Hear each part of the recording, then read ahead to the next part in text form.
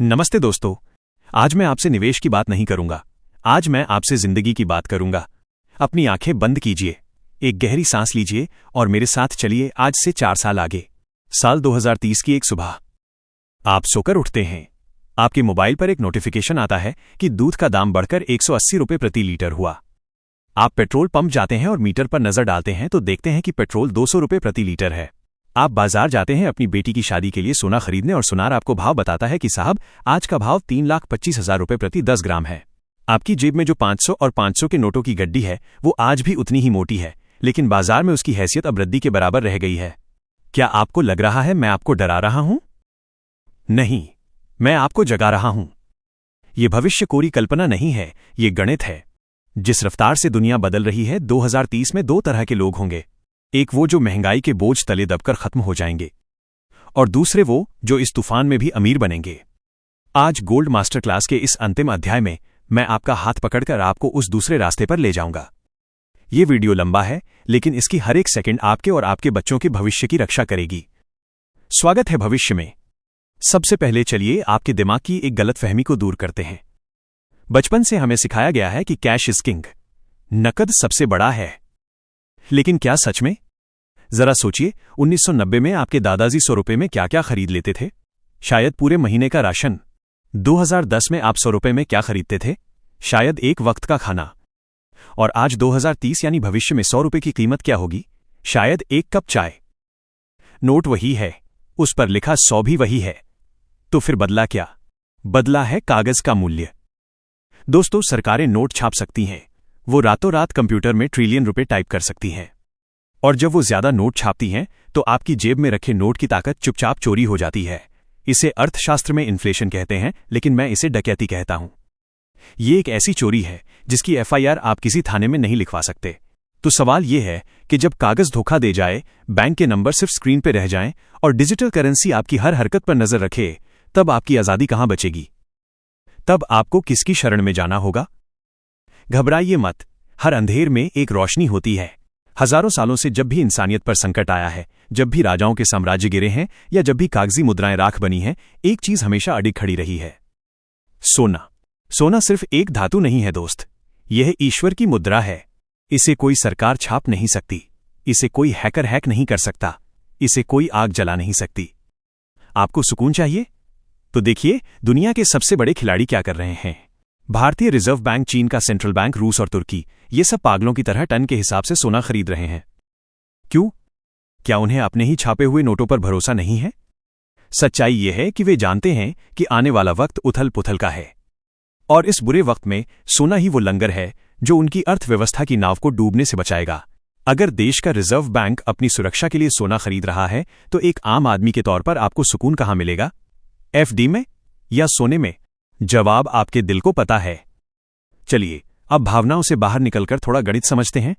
2030 में सोने का भाव क्या होगा? मैं कोई भविष्यवेता नहीं हूं, लेकिन आंकड़े झूठ नहीं बोलते। भारत में सोने ने पिछले 20 सालों में औसतन 11 से 12% का सालाना रिटर्न दिया है। आज 2026 में भाव मान लेते हैं 85,000 रुपये है। अगर हम सिर्फ 11% की साधारण बढ़ोतरी भी मान लें तो चक्रवृद्धि ब्याज की ताकत देखिए। 2027 में यह 94,000 होगा। 2028 में ये 1,05,000 यानी 1 लाख का स्तर पार कर जाएगा। 2029 में 1,16,000 और 2030 में 1,30,000 न्यूनतम। लेकिन रुकिए, ये तो तब है जब सब कुछ सामान्य रहे। अगर कोई युद्ध हुआ, अगर डॉलर गिरा, अगर मंदी आई, जो कि ऐतिहासिक रूप से हर 10 साल में आती है, तो ये भाव दोगुना हो सकता है। 2.5 लाख से 3 लाख रुपए प्रति 10 ग्राम। जब सोना 3 लाख का होगा तब आपको आज का 85,000 वाला भाव ऐसा लगेगा जैसे मुफ्त में मिल रहा था। फैसला आपको आज लेना है। तो अब सवाल आता है कि करें तो क्या करें? क्या घर बेचकर सोना खरीद लें? नहीं, हम जुआरी नहीं हैं, हम सारथी के छात्र हैं। हम रणनीति से चलते हैं। मैं आपको अपना अंतिम अस्त्र दे रहा हूं, जिसे हम 60, 30 और 10 का नियम कहते हैं। सबसे पहले 60% पैसा सॉवरेन गोल्ड बॉन्ड यानी एसजीबी में डालें। क्यों? क्योंकि ये आपको सोने की बढ़त तो देगा ही, साथ में 2.5% का ब्याज भी देगा। कैसे? जैसा मैंने एपिसोड 5 में बताया, सेकेंडरी मार्केट के चोर दरवाजे से खरीदें। सस्ती कीमत और 0% टैक्स, ये आपकी वेल्थ का आधार है। इसके बाद 30% पैसा गोल्ड, ETF या फंड्स में डालें। क्यों? क्योंकि मुसीबत कभी भी आ सकती है। ETF को आप एक क्लिक में बेचकर पैसा बैंक में ला सकते हैं। ये आपकी लिक्विडिटी है। और आखिर में 10% पैसा फिजिकल गोल्ड यानी सिक्के या बिस्कुट में लगाएं। क्यों? यह प्रलय के दिन के लिए है। अगर इंटरनेट बंद हो जाए, बैंक बंद हो जाए, तो ये सोना आपके हाथ में होगा। इसे आप दुनिया के किसी भी कोने में ले जाकर रोटी खरीद सकते हैं। अपने निवेश का 10 से 15% हिस्सा इस पिरामिड में डाल दीजिए। बाकी शेयर बाजार में रखिए, जमीन में रखिए, लेकिन ये 15% आपकी सुरक्षा पेटी है। दोस्तों, ये सफर बहुत लंबा था। एपिसोड 1 से लेकर आज एपिसोड 6 तक हमने सीखा, हमने समझा और हमने अपनी सोच बदली। मेरा मकसद आपको अमीर बनाना नहीं था। अमीर तो आप अपनी मेहनत से बनेंगे। मेरा मकसद था आपको गरीब होने से बचाना। मेरा मकसद था कि 2030 में जब दुनिया में हाहाकार मचा हो, तब आप अपने परिवार के साथ चैन की नींद सो सकें, क्योंकि आपको पता है कि आपकी मेहनत की कमाई सुरक्षित है। सोना सिर्फ एक धातु नहीं है, यह एक पिता का आशीर्वाद है, एक पति का वादा है और एक बुढ़ापे का सहारा है। इसे सहेज कर रखिए। मैं आपका इन्वेस्ट ट्रेड सारथी इस सीरीज से अब विदा लेता हूं, लेकिन हमारा रिश्ता खत्म नहीं हुआ है। मैं यहीं हूं, हर मोड़ पर, हर संकट में आपको सही रास्ता दिखाने के लिए। अपने माता पिता की सेवा कीजिए, देश का सम्मान कीजिए और समझदारी से निवेश कीजिए। फिर मिलेंगे एक नए अध्याय में। Invest wisely, stay safe. जय हिंद। महत्वपूर्ण एवं अंतिम अस्वीकरण। ध्यान दें, ये वीडियो और गोल्ड मास्टर क्लास की संपूर्ण श्रृंखला केवल शिक्षा, जन जागरूकता और वित्तीय साक्षरता के उद्देश्य से बनाई गई है। पंजीकरण के बारे में बता दूं कि इन्वेस्ट ट्रेड सारथी चैनल या इसके निर्माता से भी पंजीकृत निवेश सलाहकार नहीं हैं। हम किसी भी प्रकार की वित्तीय सलाह नहीं देते।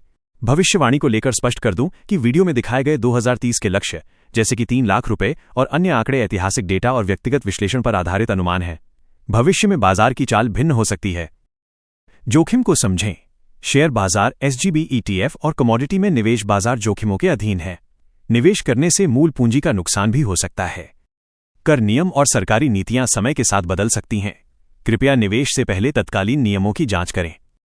सलाह यही है कि अपनी गाढ़ी कमाई निवेश करने से पहले कृपया अपनी स्वयं की रिसर्च करें और अपने प्रमाणित वित्तीय सलाहकार से विमर्श अवश्य करें।